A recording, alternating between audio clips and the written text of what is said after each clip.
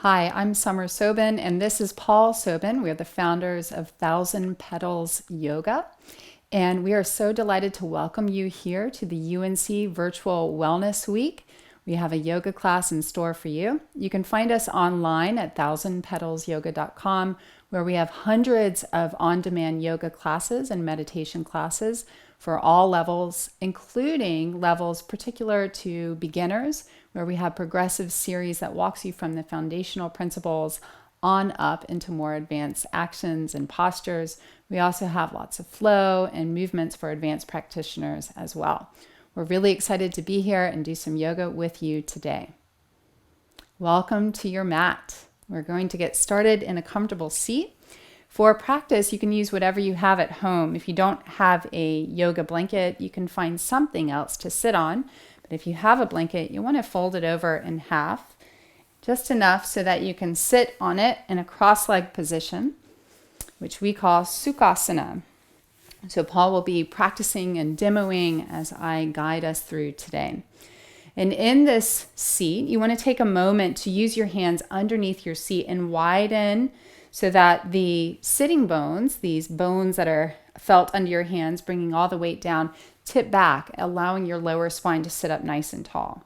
And you can take a moment to close your eyes as you rest your hands on your legs and just take a couple of rounds of intentional breath, breathing out whatever you've been doing before this moment in time, giving yourself permission to fully be present with what we experience on the mat today. There's no expectation, there's no measurement of if you do well or not in yoga. It's simply meeting the experience of what arises with freedom. You have no need to be flexible in advance for this practice. We're simply experiencing what it's like to move and strengthen and stretch and bring freedom to the body, and also to taste into how that brings greater freedom to our minds, more clarity, more energy, more inspiration. So let's open up to the possibilities of practice today. Taking one more full breath in and out through the nose, nice slow breath. And we'll continue breathing through the nose through the duration of practice. You can open your eyes as you're ready, and we'll begin here with a side body stretch. So you'll take the right hand onto the floor next to you and crawl the fingers away a little bit. Take your left arm to sweep up and overhead alongside the left ear. Have the palm pointing down. And it's really simple. You don't have to overthink it here. Just breathe into the stretch. As you keep your left hip grounded down, you're letting the breath go in and open up the intercostal muscles between your ribs, opening up your waistline and your back. And you're even just gently turning your chest open. You can look up, or if that's any strain, just look simply downward to release tension in the neck. With your next inhale, lift yourself up like you're pulling up on a rope and go directly to the left. And you'll probably notice as we move side to side, left and right side, usually one side is more dominant. So we might use the right side or the left more, and you're going to see that show up in our stretches. Just take a mental note. You might take some extra deep breaths there, or in a home practice, we can stay a little bit longer on the tighter side. Taking just one more breath here, try to soften the eyes, soften the face. And then with a big inhale, lift yourself up to come out. And we'll transition now to hands and knees, this tabletop position, sliding everything off the mat. You want to make sure to spread your fingers brightly. This is taking the weight down the arms, across the hands. And the way we work the hands protects our wrists. So fingers spreading, each finger pad takes weight down. And if I try to lift his finger up, he's going to resist. So that's the tone that you're working in your hands to protect your wrist here. And we'll move through some cat and dog tilts, or these are spinal rolls, with the breath leading the way. So on the next inhale, the tailbone begins to lift up, the lower spine arches, and the gaze goes up. This is called dog tilt. On the exhale, it starts at the tail, scooping under, and the entire spine rounds, chin goes to chest. Start to get a little flow going there. You can go really slowly. You can start to pick up the pace and go more quickly, which will build some more physical heat in the body. It's your choice. There's no right or wrong there. It's what feels good. As we're moving through the spine, we're trying to awaken each segment, meaning the lower spine, the mid spine, and the upper part of the spine. Usually there are some gummy, sticky areas that we feel less connected to from our chair screen culture.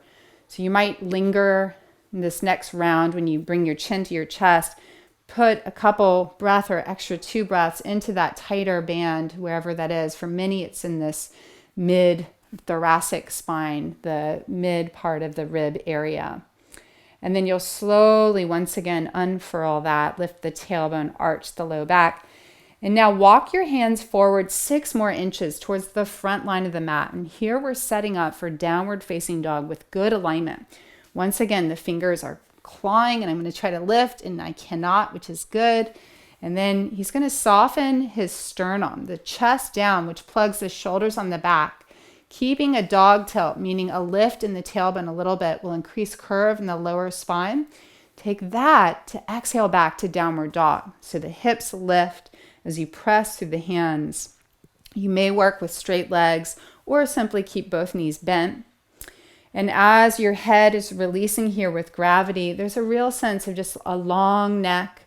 Your ears are in line with your upper arms versus, just to show for contrast, the head dropping and hanging, which pulls tension on the neck. So we're going to float the ears by the upper arms, which allows for, again, that neck or cervical curve to have its neutral positioning. And then pad out your legs, walk your dog, ground one heel side to side, slowly and mindfully as you move, giving your calves some attention, your hamstrings. As your heels press downward, you're also opening up your feet. From here, you'll look forward, steady your dog, and then bend your knees and take a very slow stroll to your hands. As you come closer to your hands, you want to come on your fingertips. You could always, if you have blocks at home, use them, hands on blocks. You could also modify by placing your hands on the front of your shins towards the ankle line, the farthest point down. Can't emphasize enough, you don't need to be flexible in order to do this practice. So you're just meeting your body where you are. This is called Uttanasana, the forward fold. We want to stack the hips directly over the ankles. So it's common the hips will either rock forward or back. So you might just sway a little bit, as Paul's showing here, to find the contrast and then feel that felt sense where hip bones stack over ankles and they're like 2 columns coming down your legs, evenly weighting into the left foot and the right foot. If you find that your lower back is really rounded, meaning even your lower back is higher than the sacral plate, the back of the pelvis, you'll want to bend your knees here and actively work to lift the tailbone, getting that dog tilt once again. That's how we know we're doing safe forward folding. So don't be afraid to bend the knees and keep the active lift of the tailbone if your spine's not ready yet to release into the full bow. There's always a way to work it. Now place your hands on your hips. Take a pause, hug your shoulders back, broaden the chest, and with an inhalation, root down through your foundation to rise up, and now reach up. Big breath as you look up with your eyes, and there's a sense of energy grounding down from the legs to your feet, and a sense of energy rising up and away from the ground, earth and sky. From here, join the palms to touch and pull the hands to the heart. Shoulders now anchor back, meaning towards the sockets. There's this gesture of just beginning with openness. We're moving through 2 rounds of sun salutation, the Surya Namaskar. Take a breath in, get bright inside. Exhale, relax the arms. Inhale with the breath leading, stretch up. Exhale, following the pace of breath, bowing, moving together in sync with breath. Inhale, look halfway up, coming on fingertips. From here, you'll step the right leg back to a high lunge position so that the front knee can stack directly on top of the ankle. If you find your knee is bending forward of the toes there, you want to move your back leg a little bit farther back. And as you're here for another breath, come on fingertips, look forward, and really lift the back leg higher up to release tension in your low back. Stay looking forward, step your left foot back, plank pose. Now you're bringing your palms flat. Your feet are hip bone distance apart, they're not touching. And instead of dropping the head, looking under, you're going to look forward and really invigorate and lift the body away from the ground. Now take your time bringing your knees down and find the dog tilt again, arching the spine. Toning your belly. Start to lower your body like you're an airplane coming for a landing, going forward and down, really taking your time to keep your shoulders on the back. Once down, point your toes. This is a back bend, Bhujangasana or cobra pose.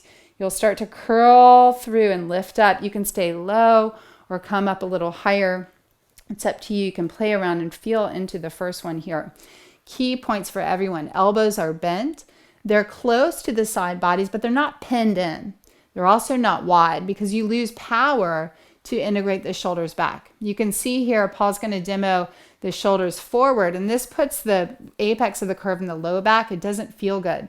So instead, he's going to bend a little bit and anchor the shoulders back, bringing the apex of the back bend in the chest. Take one more breath where you are, and then lower yourself down. Push through hands and knees back through that table. Pause to claw your finger pads, soften the heart, get the curve in your lower back, and on an exhale, downward facing dog, press back. So we have the form of the poses that many people are familiar with, and then we have these actions that create more opening and more alignment. We're following the biomechanics of the body. Keeping both shoulders lifted up on the inhale, lift the right leg back high behind you, just taking a breath there. And then use the momentum, the swing of that leg to step between the hands. You might do it slowly as he just showed, or you might need to get some swing there and even help grab the ankle with your hand to pull it forward. Yeah, so sometimes we get a little rusty in the hip joint, no problem. You want to land once again, knee on top of ankle and back leg actively lifting up as you look forward for a breath. Next inhalation, the left foot will meet the right foot at the top of the mat. Feet separated hip bone distance. Unless you're pretty flexible, you could then join the feet together to touch. Know that the more narrow the position, the more intense the stretch on the back of the legs. You get to choose. With your next inhale, reach your arms wide, ground down through your feet to rise up, look up as you stretch, and bring the hands to the heart. Take a full breath and relax the face, the jaw, the shoulders. Then relax the arms. Inhale, sweep high. Think of the sun that we're honoring, this inner body brightness like the sun. Exhale and bow forward. We're opening up all the major muscles and joints in the body here. Inhale to halfway lift. Exhale, step your left leg back now. We're going on the second side. Right leg went first, now the left leg goes. Gaze is forward, and the heart, the upper body, is stretching out and away from the hips. So we're always working in multiple directions there. Plank pose, next inhale. So palms come flat. Once again, to protect the wrists, he's going to resist me able to lift his fingers. It's so important to protect your wrists. Now, either you'll go back to knees down to lower your body, or this is called Chaturanga Dandasana. You'll start to bend the elbows. This is the yoga push-up where the elbows are close in, the shoulders are lifting, not dropping, and you'll bring your body flat and down.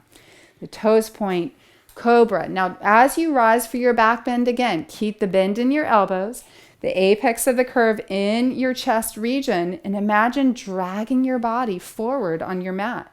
So there's some traction and muscle tone in your arms here. And then from here, next option to tuck your toes, go directly back to downward facing dog. If you need to slow it down, go all the way to the floor through table and then meet back in dog. Taking a moment to just really enjoy a full breath here. The next inhale, you'll lift the left leg up high and you're spreading your toes, trying to turn the toes downward more than to the side. That whole rotation will show up through the leg, squaring in the pelvis. And then use the momentum to step the left foot between the hands. Taking a breath here, looking up. And then inhale, right foot meets the left, bowing at the top of the mat. And this time we'll bring the hands to the hips to really use that leverage, anchoring the lower body to lift all the way up slowly with the breath. And relax the arms for a full breath.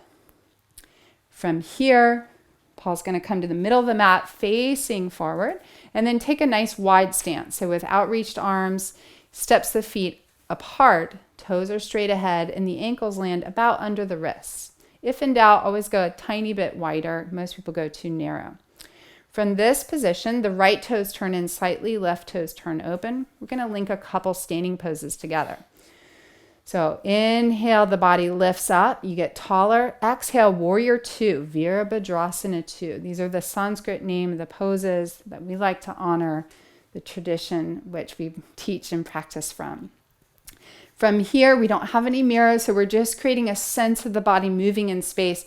Are the arms felt level? Is there a sense of breath that's moving in this pretty heating pose? The eyes soft as they look out over the left fingertips. That's called a drishti or a gazing point. The sense of the front knee widening to the left is giving greater hip opening. The back leg is straight and firm as you intentionally ground into the back foot. From here, Parsvakonasana, the left forearm rests on the thigh. The right hand starts on the hip there. We're going to just take a moment to bend a little bit more in the front leg. Widen the front knee to the left. You can even use your forearm to get the leverage. And then the shoulders draw back. There's a broadening across the sternum and collarbones. The head leans back. You might stay there or go on to take the right arm alongside the ear, giving this big reach to help the breath penetrate and open up again the side of the body. This side angle pose is the translation of Parsvakonasana. Such a beautiful pose for strengthening the legs, opening up the hips. There is this lovely twist happening here as well. From this position, you'll inhale to rise back to warrior two, where we started, and now we reverse the warrior. Back hand to the side of the back leg. You could even modify it by taking the hand higher up the leg on the hip. There's a sense of a fountain, a lifting through the upper body as you look up, and a little bit of a twist to the left as you bend, drop more in the front leg. From here, slowly straighten out both legs and then release your arms, parallel your feet. Take a breath here. Got hot, it's sweaty in here. You're in the wide position, toes are straight ahead. Here with the hands on the hips, this is Prasarita Padottanasana. You want to lift up and like there's a string pulling the sternum forward, begin to bow, lengthening as you eventually fold the head, bringing the hands to the floor or even blocks. You can be as high up as you might need. You might even bend the knees, show that just as before, and work the lift of the tail and the sitting bones to get eventually the sacrum higher than the lower spine. If you can do that already, play around with straight legs there. If it is available, hold on to your lower shins, your outer ankles even, the lowest part of your leg that you can. You're going to pull inward with your hands while pushing apart with the thighs. So the lower legs are drawing in, the upper legs widening out, and that's going to stretch open the hamstring fibers, also just widening through the glutes and even into the lower back area. With the hands now on the hips, shoulders back. Notice how I have you pause before we just pop up. We're making pauses intentionally here. We're also going to open up throat, so chin away from chest as you inhale and now rise. Think about adding an extra breath or two before you speak in a conversation, right? This is our practice. Now, once again, wide arms. We'll turn the back foot in first. Left toes in, right toes turn 90 degrees. You might want to look and triple check that. Alignment is going to protect your knees. Big breath in, grows taller through the top of the head, and then exhale, warrior two on the second side. Gaze turns over the right fingertips, and you're playing for your body the appropriate edge. So you might need to just modify. If you need to straighten the leg a couple times and not hold it so long, you can. For some of you, you want to increase the heat here. You are playing around with getting your front thigh more and more parallel to the floor, still tracking knee on top of ankle, never letting the knee go forward of the ankle. And then Parsvakonasana, our second pose here, forearm to thigh, left hand to hip. We're going to add a little principle here of the feet pressing down into the mat and as if dragging together, as if you had ice skates on. So now you're toning the inner legs, the adductor muscles here. And then the pelvis, the lower body, I want you to press it back behind you, which sets the femur back. It's going to create softness in the hip flexor area, more lumbar curve there. And then looking to the navel with the eyes for a moment, you'll scoop the right buttock underneath, the front hip under even more. Now widen your front knee a little more to the pinky toe side of the mat. And then if you're feeling it, stretch your left arm by the ear. Breathe. We have just gotten into this really refined alignment. So you can see lining up the pelvis and the legs going to give even greater opening here. It's hard work, but it's really therapeutic as well as a powerful opener. Now inhale up for warrior two, just for a breath, and reverse the warrior. So once again, there's no compression. We're lifting up out of the lower back. And then slowly inhale, press both legs to straighten, relax both arms, standing parallel toes straight ahead, heel toe, all the way back into standing. And I'll have you just close the eyes for a moment in mountain pose or Tadasana. This is our equal standing position. Shoulders are back. Feel your body where you're standing, just exploring head over the heart, ears in line with shoulders. Shoulders and ears in line with your hips. Hips stacked over your ankles, not locking in the knees. Just finding that sweet softness, balance in the body. And you can open up the eyes. And then we'll come now to having a seat on the ground with both knees bent, feet out in front. This is called the seated figure four stretch.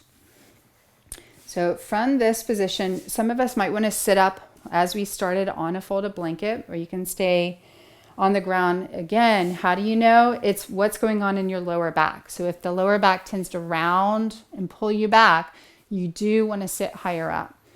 And then we're going to start by crossing with straight legs, cross the right ankle over the left and have the foot a little bit off the side there. And then bend the left leg, foot on the floor. So if I lose you in a step, if we get here and you're thinking this is too intense, back up, go to the first step there and let your body just really breathe into where you need to work today. In this form, the hands are on the floor behind the body, and there's a sense of broadening the chest and moving the shoulders back as you're working in the hip opening, pressing the top knee away from the body.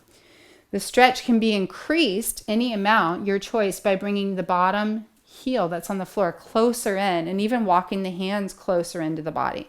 So the tighter the legs get to the chest, the more intense you're going to get a stretch in the glute area and the outer hip area. This is external hip rotation. From this position, you're going to slowly release and switch sides, straightening out the left leg, then the right, crossing over. Once again, as you come into the form, I want to point out the importance of the movement between the postures, being just as mindful, full of attention, because how we enter and come out, it's when a lot of people lose attention. And so we want to stay protective in our dynamic actions as well as we're holding the pose. You can increase the stretch, bringing the heel closer to the body or the hands closer in. Even though we're holding the pose, pressing the knee away, it's not static at all. It's very dynamic. We're allowing the breath to continue in and out through the nose, getting curious even. Awe and wonder are really important aspects of this practice. The attitude and the spirit we bring as we explore what's available, what's present in the body. And then we'll slowly release out, right leg straight, left leg shakes out. Now we have another exciting hip opening pose that we come into from downward facing dog. This one is called the pigeon prep. So come back through table to set up your dog. And spread your fingers, really press the floor away as you come into your dog, aware of the tailbone lifting, the lower spine arched in. So we're never forgetting these important actions to protect and open up.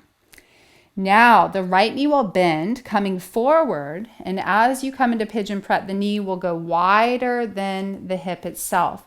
You'll come on the outer shin, outer foot of the front leg.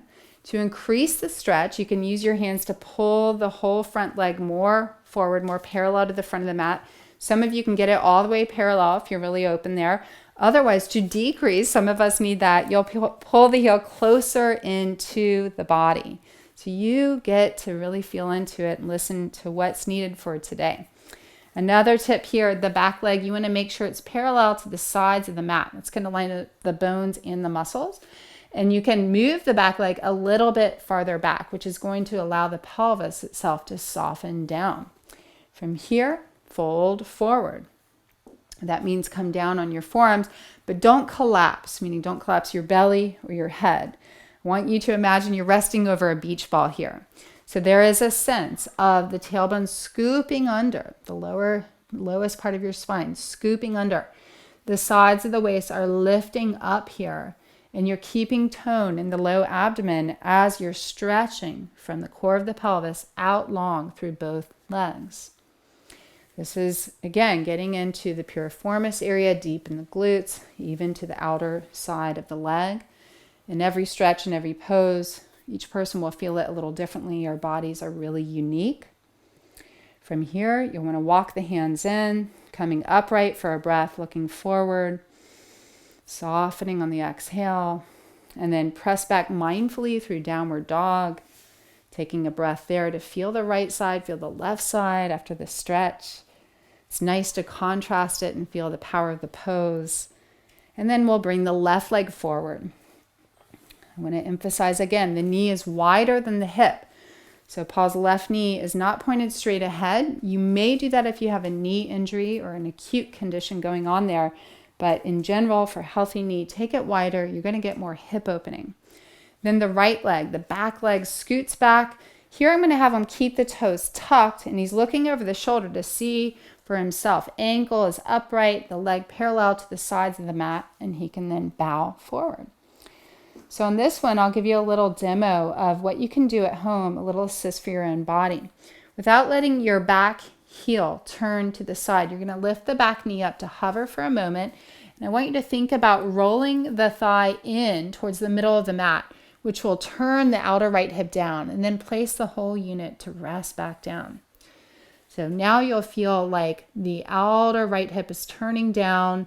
There's a sense of what we call medial rotation or inner spiral to the back leg. Notice how that enhances the stretch here, especially on the left side as you stretch out and away. Take another complete breath.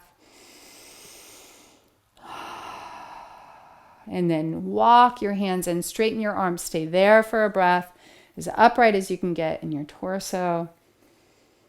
And from here, we'll press back to our final downward facing dog of today, which is an inversion pose, meaning your heart is higher than your head. It creates a cool calmness to the mind, also stimulating and heating. This pose basically is the one pose, if you had to just pick one every day to do, it gives you a little bit of everything. Stretch of the legs, gives you chest, shoulder opening and strengthening, that lovely quieting inversion. Child's pose, everyone's favorite, or maybe second favorite. You're going to point your toes, separate your knees a little wider than your outer ribs. And you can choose what's comfortable for your upper body. If it's available to rest your forehead down on the mat, do so. Arms are just soft. They can be stacked like so for a little pillow support if the head is straining at all to rest down. You could also put a prop a little bit under your forehead if you need a little more lift. And now we soften and allow the pelvis to release down to the heels with every breath out. And we offer up all the efforts of our practice, giving ourselves freedom just to let whatever the experience was be exactly what it needed to be today. No judgment, no comparison, no timeline. There's freedom. Taking 2 more breaths here. We'll then slowly come up and come all the way on the back, reclining. And this final pose is everyone's favorite. Or I will add, for some people it's pretty hard because the goal here is to relax. So placement is important. You're right down the middle of the mat. Bless you. The head is centered, not turning side to side. The palms can be up, the arms a couple inches away from the body, not too wide, not too narrow in. The legs are separated a little bit wider than the feet to help the lower body soften and drop down. And now with eyes closed and the sense of breath getting quieter, letting go of any technique of breath, can allow all the muscles that we just worked to soften, to melt like melting butter. Letting go of any effort at all. The word shavasana, shava, means corpse pose, corpse. And so as yogis, we practice this pose daily, honoring that all of life has its cycles of birth and the peak of manifestation and death, dissolution. And it's a reminder and a practice that invigorates us to live life fully. As you're turning in and resting, allowing a heaviness to come through your limbs and the back of the body. Can maybe sense how leaves fall off the trees in the fall. You're just allowing whatever's ready to drop away, any stress, any mental stories that have been keeping you blocked, keeping you trapped. Just letting what's ready to fall away go gracefully. When we see the leaves change color in fall, in autumn, we always say how beautiful it is. And the trees aren't efforting to make it happen. It's a natural part of life cycle. We have this same capacity.